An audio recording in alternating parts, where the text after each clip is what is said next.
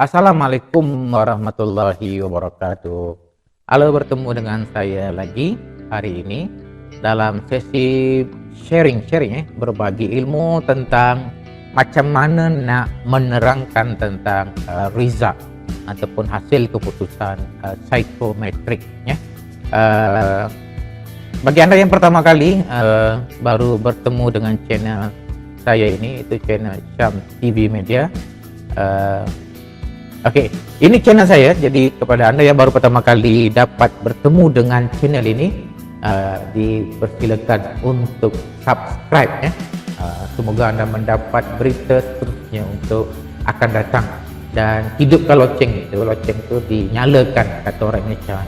Dia bukan nyala pun, hidupkan.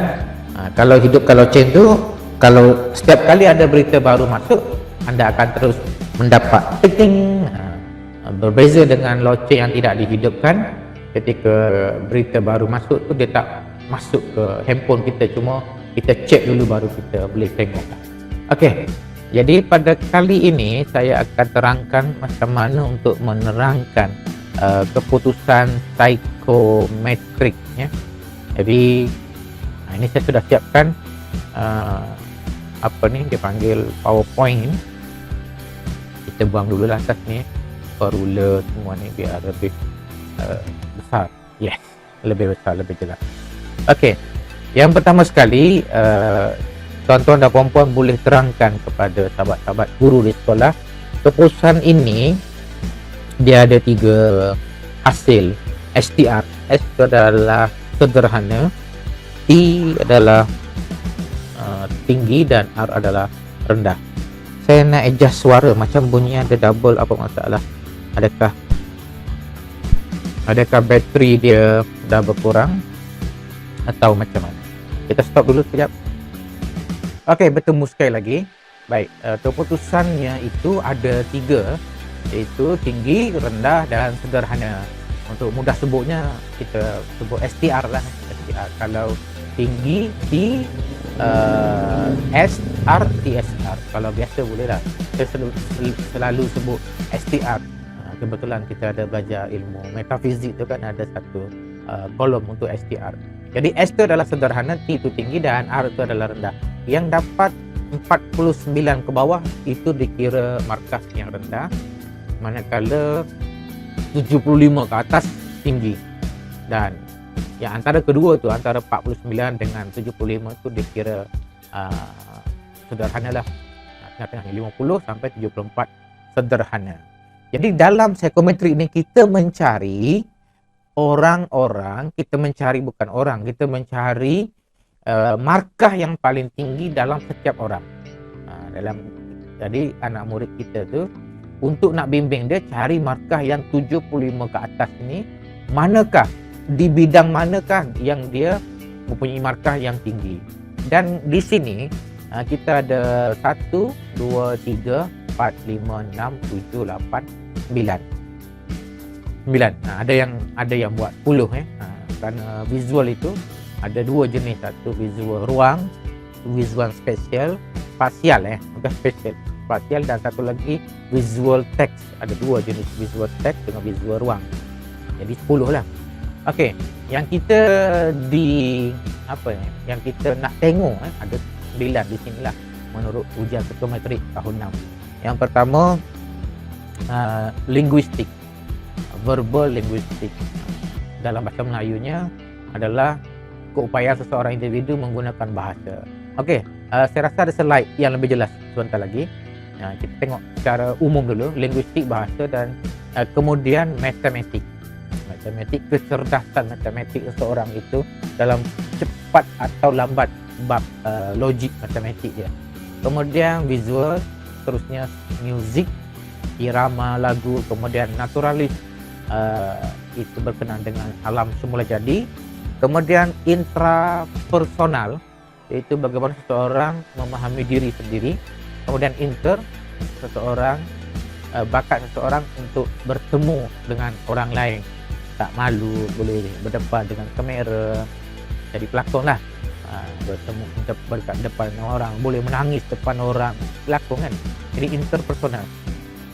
Kemudian bakat kinestetik, bakat bergerak-gerak ni, juga mungkin juga bakat berlakon juga, bergerak-gerak, bermain sukan, gimnastik, dan yang terakhir sekali nak sebut pun susah ni, eksistensial. Itu peka dengan kebolehan membicarakan alam kewujudan seperti mencari makna dalam kehidupan. Saya pun tak berapa nak memahami ni ayat ni, apa yang buat ayat ini.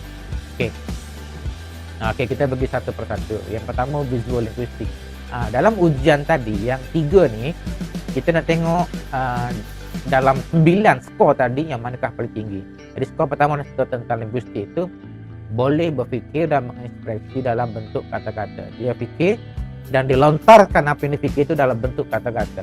Jadi sejauh mana, setinggi mana bakatnya dalam memilih kotak kata. Kotak kata ke? Memilih perkataan untuk dilemparkan. Jadi orang-orang yang berbakat itu dia punya tinggi dalam memberi kata-kata, dalam memilih kata-kata. Okey, seterusnya bijak, menggunakan bahasa dengan efektif, keupayaan tinggi untuk membaca, menulis, menghafal, berpuisi. Jadi orang-orang ini kalau dia mempunyai bakat yang tinggi dalam bidang bahasa ini, dia dikatakan boleh menjadi penceramah lah, kerana bahasa-bahasa yang digunakan dalam menyampaikan suatu bentuk benda yang dia faham itu sangat tepat, lebih kepada tepat. Kalau orang yang tak ada bakat dalam bidang linguistik ni, bahasa dia tu agak ngawur ni, agak berpusing jauh tu baru sampai, dia pernah jauh dulu. Jadi apakah kerjaya orang-orang yang berbakat dalam bidang linguistik bahasa ini? Salah satunya adalah peguam, guru, pemberita, penyunting, wartawan, pengajar. Wartawan mesti bila bercakap depan kamera tu dia kena bahasa dia terus, tak boleh nak apa tu kalau macam tu kan susahlah. Ataupun peguam dalam mahkamah, bila dia sedang bercakap, giliran dia banyak tak boleh. Macam saya ni masih ada lagi tu gitu. Walaupun dalam bidang bahasa melihat pada diri saya sendiri lah, pada jari manis dia punya logo tu bulat. Logo tu bulat artinya orang dalam berbahasa linguistik, dia punya cara memilih kotakata bahasa dia tu agak lebih menjurus. Dia tak pusing-pusing. Dan siapa pun lah. Seterusnya sedikit input tentang ilmu fingerprint. Ilmu fingerprint ni saya belajar di Bandung, Indonesia. Jadi dia juga salah satu cara untuk melihat watak dan bakat seseorang di hujung jari ni. Jadi berbicara tentang soal komunikasi ni, orang-orang yang kita nak tengok orang tu, cara dia bercakap tu ada dua lah umumnya. Satu tu jenis direct, yang kedua tu jenis berpusing-pusing. Jadi orang yang direct itu kalau bercakap adalah di jari manisnya ni dia bulat kiri kanan. Manakala orang yang kalau bercakap tu dia agak berpusing-pusing, tu orang yang jari manis tu bentuk bunga dia macam air terjun, loop dalam bahasa fingerprint. Fingerprint tu bahasanya adalah loop, adalah bakat matematik, dia punya huraian dia. Ini saya ambil slide Cikgu Rusmawati dari kecerdasan ini matematik mempunyai kaitan dengan logik, abstrak, penakulan berfikir penakulan berfikir, nombor dan sains. Murid gemarkan permainan yang memerlukan strategi dan gemar memperhatikan kesan dan akibat. Sentiasa peka dengan pola yang membentuk nombor kejadian alam dan juga tingkah laku manusia. Ini orang yang logik matematik ni otak dia lebih cepat, dia punya RAM dia lah cepat dalam mengira. Dan orang-orang seperti ini bila otak dia cepat sangat dalam bab kira mengira ni, dia punya kerjaya dia masa depan dia biasanya, dan dia juga boleh memilih menurut minat dia apa dia nak jadi, accountant, juruan, jurutera, pengatur cara, ahli fizik. Kalaulah seseorang yang tak berapa pandai matematik tapi jadi juruan, boleh membahayakan syarikat. Jadi cashier tapi dia punya cara mengira lambat. Kalau pakai apa mesin tu okeylah cepat. kita pun boleh salah-salah lagi, salah tekan.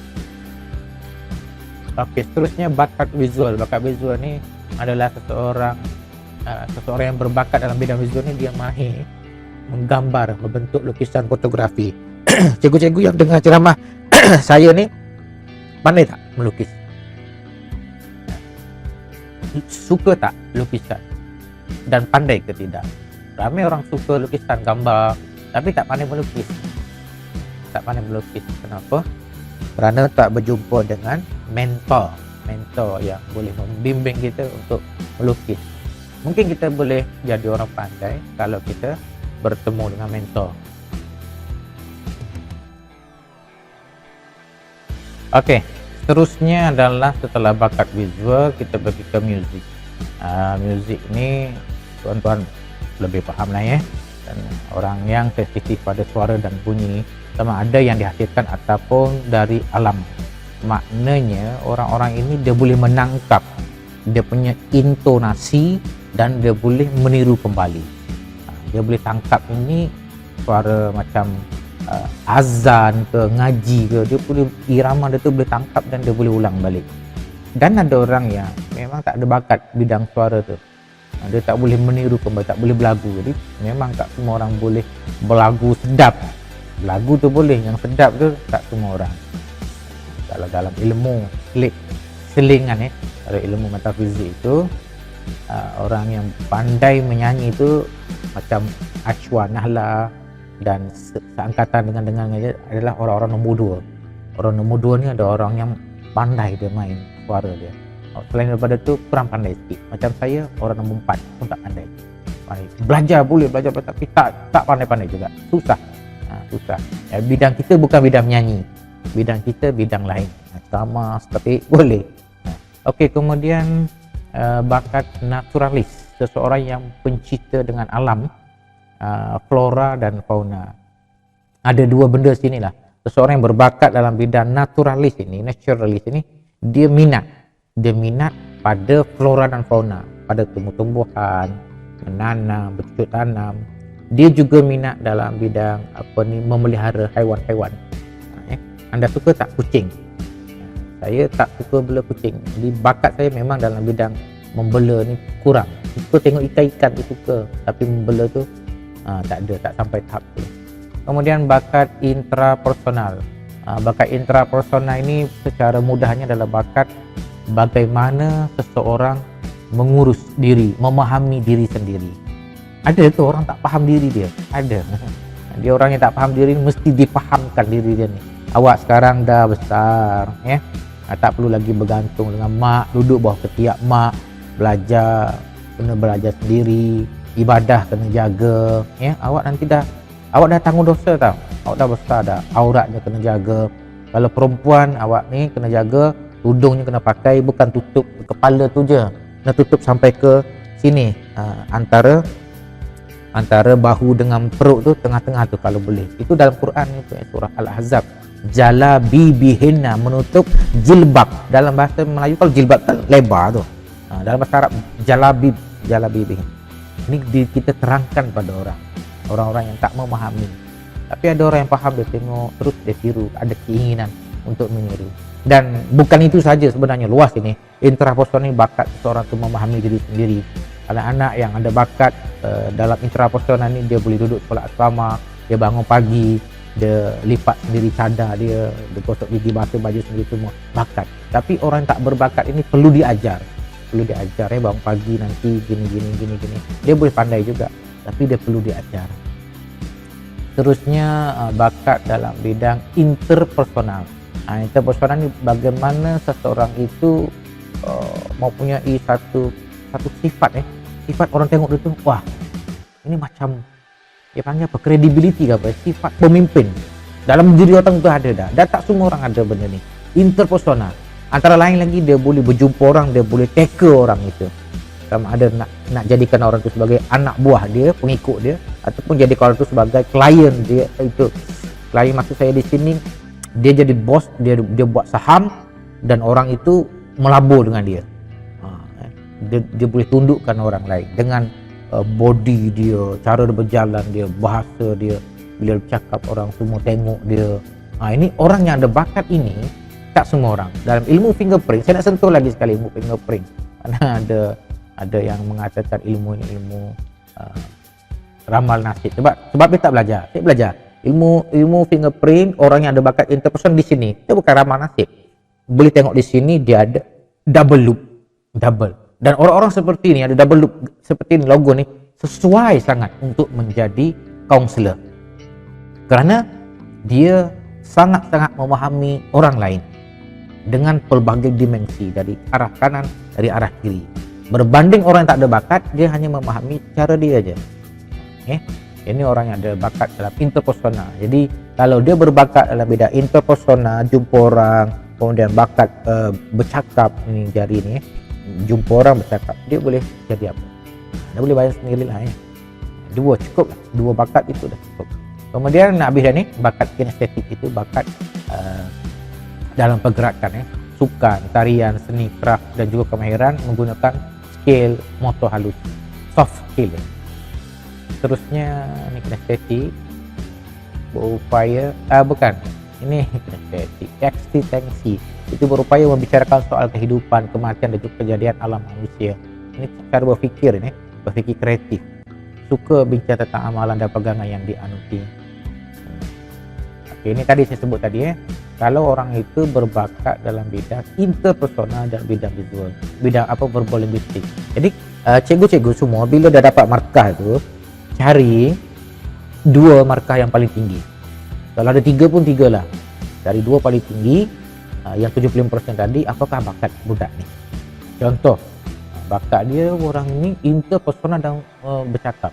Jadi cikgu kena faham ni, bila orang tu mahir dalam bidang jumpa orang dan bercakap, dia boleh jadi apa? Nantilah boleh jadi apa? Macam-macam kan?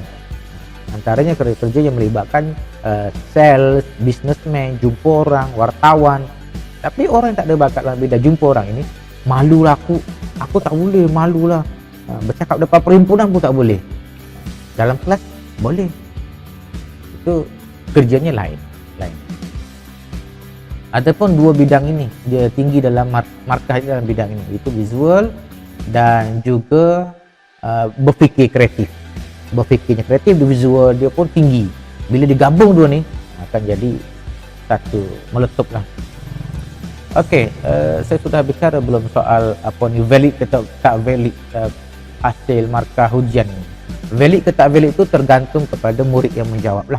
Kalau dia jawab dengan jujur, dia faham soalan itu, markah itu valid lah. Tapi kalau murid itu jawab tidak jujur, main hentam promo saja, ataupun dia tak faham soalan, dia tengok dia pun jawab main hentam promo, ya, tidak, ya, tidak, hentam. Jadi markah dia pun boleh jadi tinggi juga karena dia tak faham. Jadi kalau orang seperti ini, markah dia is not valid. Seperti pejam mata jawab kan, karena dia tak perlu berfikirkan psikometri ini. Dia bukan macam matematik 2 tambah 3 berapa. Psikometri ini ya, tidak, itu je. Okey, jadi antara satu murid, manakah 2 bakat nak sebutnya, 2 bakat yang sangat besar. Cuba cari. Ini cikgu tunjukkan pada guru kelas semua masa diberi rezeki untuk bercakap. Okey, cikgu semua, ini keputusan secara overall lah. Satu sekolah kita ni ada 7 kelas. Ahmad Said, Abdullah Munshi, Aminuddin 3, 4, kelas keempat, kelas 5, kelas 6, kelas yang ke-7. Okey, ini secara keseluruhan visual, spasial, murid kita ni kalau gabung campur semua 9,560. Tapi tidak adil sebenarnya kalau kita membandingkan antara kelas dengan kelas. Sebab apa? Sebab jumlah murid kelas pertama, kelas kedua, kelas ketiga tidak sama. Jadi bila kita nak ambil conclusion, markah keseluruhan itu kita nak banding, oh kelas ni rendah, kelas ni tinggi, tidak adil. So kita kena pergi ke by individu. Ini contohnya, ini keputusan individu namanya Afiq Irfan. Afiq Irfan ini dia punya, kalau kita buat graf, dia punya keputusan inilah. Kita tengok yang tinggi ni, yang biru ini dengan hijau ni. Apa benda biru hijau ni? Kita pergi ke sini. Okey, yang biru ni adalah bakat kinestetik, tinggi Afiq ni. Yang hijau adalah bakat naturalis, suka bela haiwan, tanaman dan bakat pergerakan. Jadi bila digabungkan dua ni, atau pertama satu lagi yang ini yang biru tebal ini, bakat interpersona ni, kalau salah ni, okeylah, interpersona ni. Dia jumpa orang pun boleh, dia jumpa orang pun dia berbakat, apa boleh jadi. Jadi dengan keputusan psikometrik ni paling tidak ada dua benda. Ada dua benda yang boleh cikgu bantu murid. Yang pertama, tak masuk dua benda ni. Yang pertama untuk dia kenal diri dia, dan terusnya dia nak pilih bidang kuliah apa nanti. Kalau dia ni kita tengok tinggi visual dia tu, awak ambil lah arkitek, awak ambil lah seni lukis, awak ambil lah apa itu ini. Laluan dia tu ya. Kemudian kerjaya dia nanti, biarlah kerjaya yang sesuai dengan jiwa dia. Walaupun yang itu kerjanya gaji 7,000 tapi tak sesuai dengan jiwa, yang ini 6,000 kurang 1,000 tapi kena dengan jiwa. Orang akan buat satu kerja tu dengan lebih berminat, rajin, tekun bila dia menyukai satu benda tu. Okey, yang ini cikgu yang penting ni. Tunjuk ni murid ni, kita jangan peduli pada yang rendah ni. Rendah ni apa ni? Muzik ni. Oh bukan. Visual ini yang rendah ni. Bakat visual yang kedua ni kan. Yang tinggi ni kinestetik. Itu. Kerana kita dilahirkan ke dunia oleh Tuhan, ke dunia melalui mak kita ni, kita diberikan banyak kelebihan. Adapun kekurangan, semua orang ada kekurangan. Kita jangan dalam hal ini jangan melirik kepada kekurangan. Kita cari kelebihan kita ini. Okey, saya ni rupanya kelebihan saya ni adalah kinestetik dengan interpersona dan satu lagi naturalis. Ada 3 bidang saya tinggi. Okey, ini satu orang murid kita pergi pula pada 2 bidang, iaitu bidang intrapersonal dan interpersonal. Okey, mana tinggi dia ni? Intra tu apa dia tadi? Bakat mengurus diri, dan inter tu adalah bakat berjumpa dengan orang. Mana tinggi? Yang biru ni adalah intra, urus diri. Inter, jumpa orang. Jadi dia ni agak tinggi mengurus diri. Kalau dia tinggi jumpa orang, banyak kerja-kerja yang berkaitan dengan jumpa orang macam pegawai di BKL, pegawai yang jenis menyiasat jumpa orang tu sesuai lah jumpa orang tu. Ada orang saya tak suka ke jumpa orang, saya nak duduk dalam apa konti je, saya boleh bercakap, jadi DJ DJ radio. Okey, ada 4 bakat besar yang mempengaruhi kehidupan manusia dalam psikometri ini. Kan tadi kita bicara soal interpersonal, intrapersonal, muzik lah itu. Ada 4 benda yang paling besar sekali.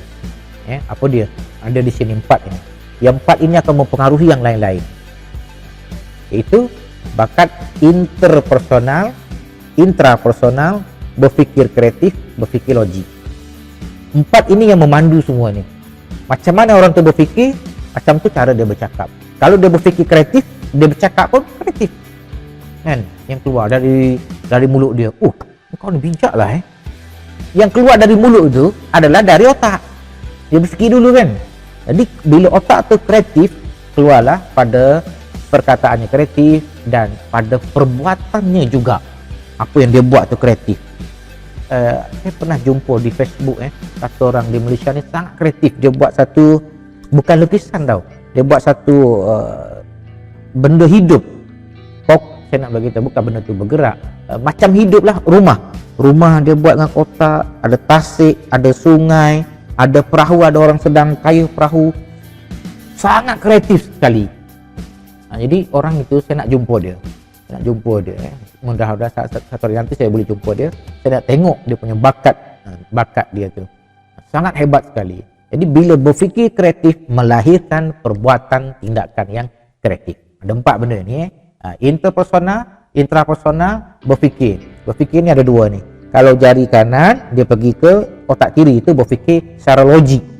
Kalau jari kiri pergi ke otak kanan, berfikir secara kreatif. Orang Islam kalau sembahyang, kita angkat jari mana? Masa mengucapkan asyhadu alla ilaha illallah. Yang ini kan, karena secara logiknya Aku mengaku menjadi saksi la ilaha, tidak ada Tuhan dalam dunia ini, tidak ada Tuhan kecuali satu yang namanya Allah. Kayu bukan Tuhan, pokok bukan Tuhan, batu bukan Tuhan. Logik kan? Kalau batu Tuhan, dia berkuasa lah. Oke, seterusnya. Oke, mengapa 4 bakat besar ini mempengaruhi kehidupan manusia?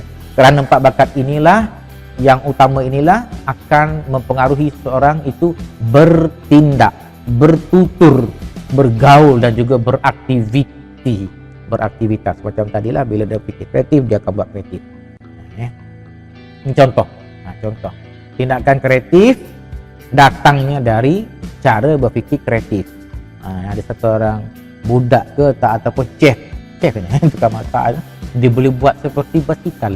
Rupanya bukan basikal, rupanya buah apa ni, limau, apple ke tu, kemudian daun-daun apa ni, macam buah lah ni. Jadi bila seseorang tu kreatif, akan menghasilkan tindakan-tindakan yang kreatif. Okey, saya rasa kalau cikgu boleh terangkan sampai di sini sudah cukup sempurna dah. Dah cukup sempurna. Jadi poin yang paling penting itu adalah berkenaan dengan markah. Satu, yang kedua valid ke tak valid, yang kedua, dan yang ketiga kita zoom in kepada setiap bakat seseorang itu. Kita pergi ke setiap orang, kita cari bakat dia, dan kalau boleh kita ada masa untuk terangkan pada setiap orang murid, kamu punya bakat sebenarnya cikgu tengok kan kamu ni gini. Tapi tak mungkin kan, apalagi sekarang musim PKP, kita nak jumpa seorang. Sekolah saya ada 113 orang. Tapi caranya macam mana? Cikgu bagi keputusan semua ni kepada murid-murid, tengok semua dalam kelas, terangkan.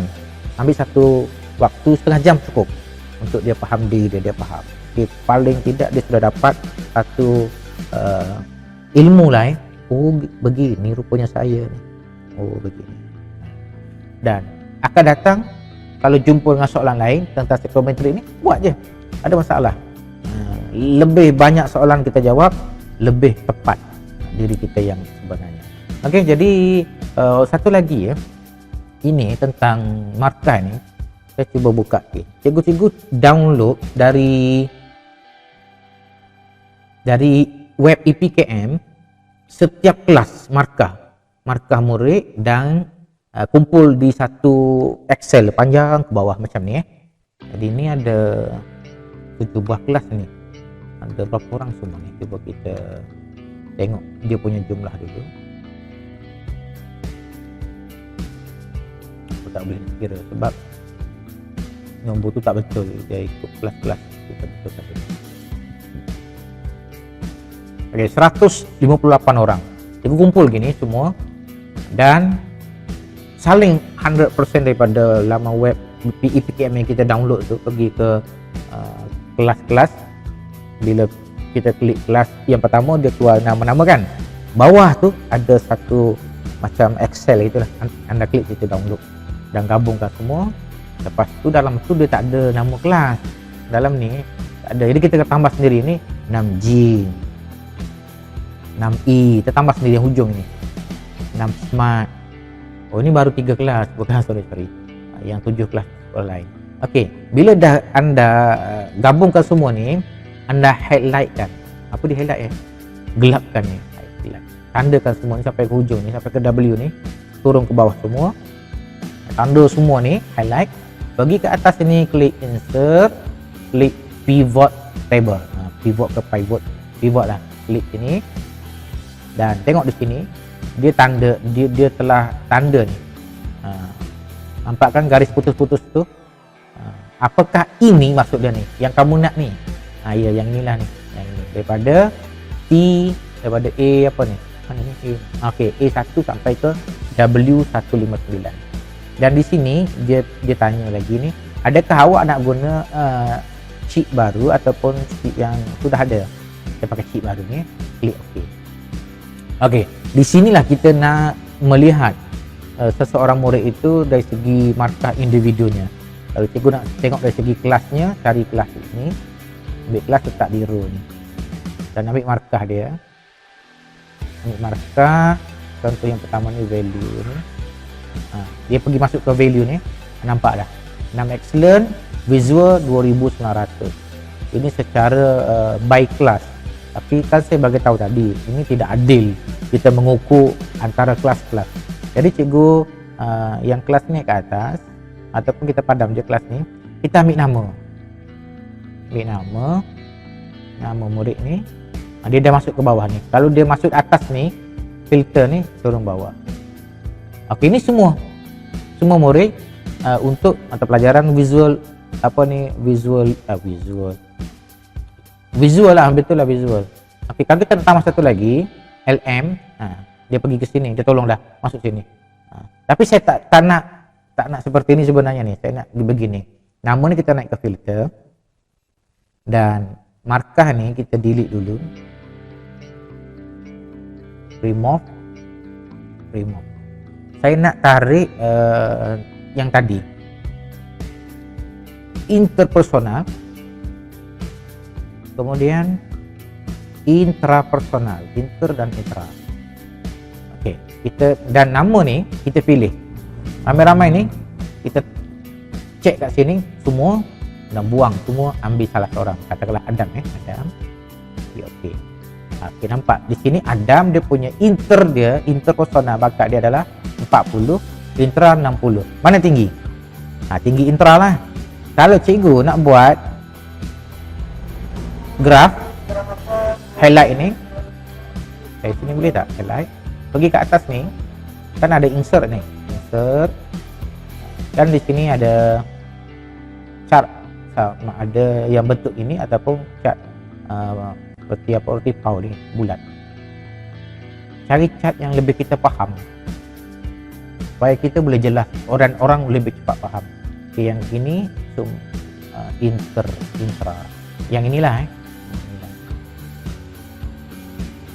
ini kurang. Yang penting jelas, lebih jelas tak faham. Okay. Yang biru adalah intra adalah yang orang ini. Cuba kita tukar murid lain pula. Adila. Okey, Adila sama tinggi. Dua-duanya 90. Bakat jumpa orang dengan bakat intrapersonal, ngurus diri. Macam mana pula dengan bakat Adila ni tentang music? Wow, nampak sangat rendah sekali. Kita ada bakat bahagian music. Kemudian eksistensi tinggi juga. Kinestetik ini di tahap pertengahan. Jadi beginilah kalau kita nak buat chart ini. Jadi chart ini kita ambil contoh, kita copy, pergi ke sini, PowerPoint ini, enter, klik sini, Ctrl V. Okey, ini namanya Adila. Okey, nama murid Adila. Contoh, kita ambil 1, 2, 3, 4, 5 saja dulu. Kalau cikgu nak ambil semua, masukkanlah semua. Ni grade ni lain lagi. Jadi jangan masukkan semua. Nanti kita tengok sikit-sikit dulu gitu. Kalau cikgu dah tengok by kelas, ini ilmu pivot table Nama letak di bawah, kelasnya di atas, kita bandingkan. Ini kelas, semua kelas. Nak tengok antara kelas G dengan E. Okey. Markah dari segi ini delete dulu. Dari segi apa ni? Music tak payah. Kita ambil dua ni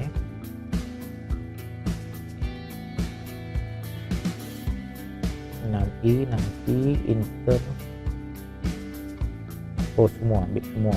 Tadi satu orang baru. Semua. Ini inter. Ini sum dia.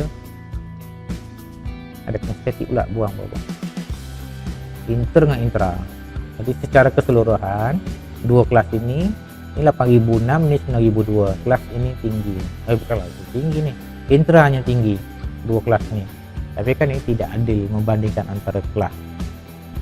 Tapi kalau tengok jumlah dia beginilah jumlah dia nih. Nah ini ini intra. Main kat sini di pivot table ni. Kalau kita klik sini hilang. Sudah mana pula benda ni, tak ada. Klik dalam ni balik. Ini nama ni untuk tengok semua murid. Kalau kita tengok beberapa orang murid, kita uncheck dulu dan kita pilihlah murid mana kita nak tengok tu. 2 orang. 2 orang ini dia punya berapa orang tadi saya cek tu, macam 3. Fasya dengan Johan ini internya 100, Johan 120 keseluruhannya, Intra 80. Macam mana ada 120 ni? Okey, lepas tu kita boleh buat analisa lah secara keseluruhan dengan cara masukkan ke dalam PowerPoint. Yang penting cikgu faham. Orang tak faham kita lain. Orang tak faham kita lain, dia tak faham tu sebab daya fikir dia tu agak kurang kuat lah, signal dia tu kurang, dia tengah fikir benda lain, dengar cikgu ceramah mana boleh faham, ataupun ada masalah dia datang jumpa lagi dan tanya tadi saya tak boleh fokus tadi cikgu bagi ceramah, anak saya tadi macam mana sebenarnya, baru dia faham. Yang penting kita faham dulu. Okey, saya rasa sampai di sini dulu. Nanti cikgu-cikgu boleh download PowerPoint ini, ambil semua. Terima kasih kerana menonton video ini sampai habis. Dan untuk Excel tadi sebenarnya saya nak bagi tapak, tapi tak perlu tapak sebenarnya. Cikgu download semua ni, letak sini dan select semua dan klik insert pivot table. Dan cikgu cuba main di pivot table tu untuk melihat markah zoom in lebih terperinci atas setiap orang. Terima kasih kerana menonton dan minta maaf saya punya penerangan mungkin agak susah dipahami ke, pemilihan kotak kata bahasa yang agak tidak tepat ke mana. Mudah-mudahan semua dapat memanfaatkan ini. Sekian, Assalamualaikum warahmatullahi wabarakatuh.